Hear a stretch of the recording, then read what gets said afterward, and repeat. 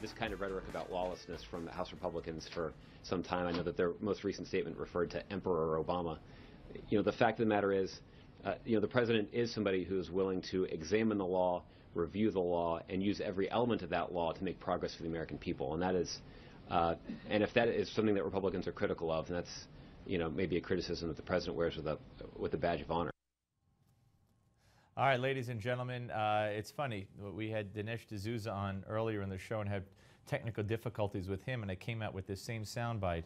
And now we have Rachel Campos Duffy, and she was on, and this soundbite started playing this video, and now she disappeared because of technical difficulties. We'll get her back, though. But before we get to Rachel, I want to let everyone know and remind everyone we'll have the special live coverage of President Obama's immigration speech tonight at 8 p.m. Eastern Standard Time right here on Newsmax TV and on NewsmaxTV.com. And that'll be followed by the world premiere of I Killed JFK. It's a shocking new documentary about the death of President Kennedy, obviously, and you will not want to miss it. Our coverage begins right here, 8 p.m. Eastern Standard Time. Don't miss it. Okay, Rachel Campos Duffy, she will be part of our coverage, national spokesperson for the Libre Initiative. Hi, Rachel.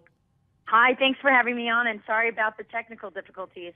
No, don't be ridiculous. Always great to talk to you. All right, so we're led to believe by the media mostly and by Democrats that the whole Hispanic community, which I don't see how you could not separate that into a million different pieces like Jewish community or any other community. They're all going to be up and cheering and celebrating. It's party night tonight when they hear this executive order. What do you think?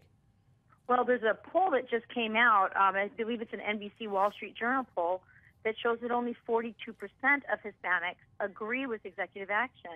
Now, when you think about how many Hispanics want immigration reform, that's a pretty low number approving of the president's decision to go it alone here. And I think what you're seeing is that what the Hispanic community wants is immigration reform, but they want it done right. And frankly, what the president is doing in this executive action is really potentially exposing people, coercing them or coaxing them out of the shadows and out into the open, where this executive action could be overturned by another president, perhaps even by a court. And so now these people are out there exposed to deportation again. So this isn't good for anybody. I think what they want is they want it done right, so there's certainty for them and for their families. Yeah, no, I couldn't agree more. I think that's what the majority would absolutely say, and it's really creating a chaotic situation, yeah. And that seems to be what Barack Obama does best: tries to create division and chaos. Absolutely. I mean, you saw back when Marco Rubio wanted to put together bipartisan legislation for the Dreamers, and he was getting close to finding this, sweet spot where we were, everybody sort of agreed that the children were the innocent victims in this whole situation. And there was a lot of consensus among the most powerful members of the House, Cantor and Boehner and Paul Ryan, that in the very least we could come up with a solution for the Dreamers.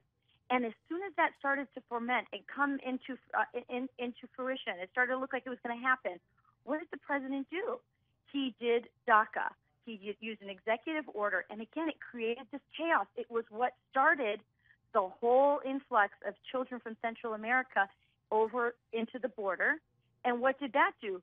That again, right when the House was ready to deal with the idea of a big immigration reform bill, it ruined everything. It scared everybody, and they were like, "Wait a minute! There's a lot of unintended consequences to DACA," and it created really a stop there.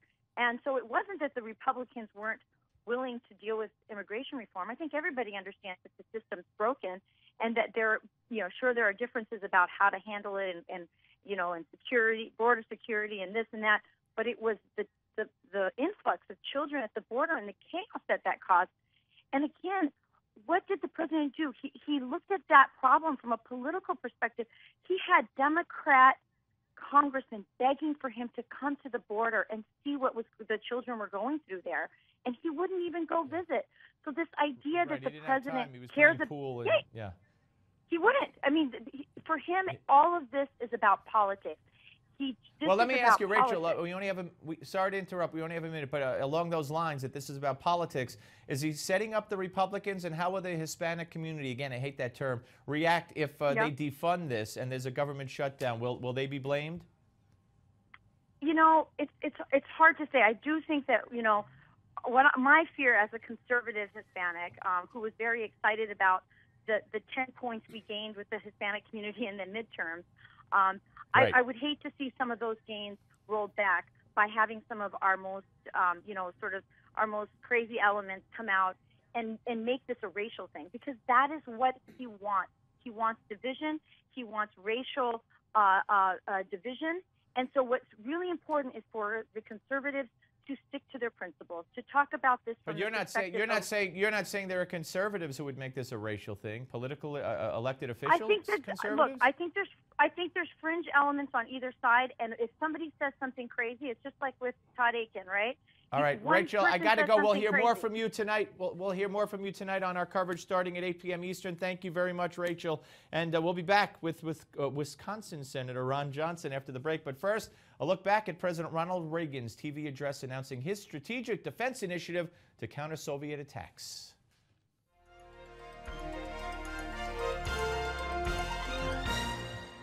I call upon the scientific community in our country, those who gave us nuclear weapons, to turn their great talents now to the cause of mankind and world peace.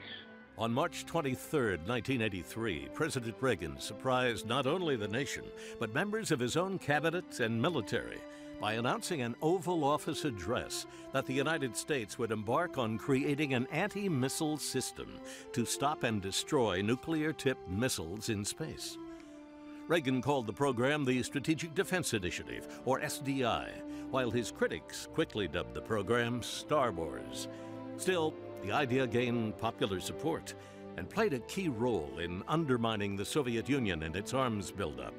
By 1987, with his own nation facing economic collapse and unable to match the U.S. program, Soviet leader Mikhail Gorbachev capitulated and signed the Intermediate Range Nuclear Forces Treaty.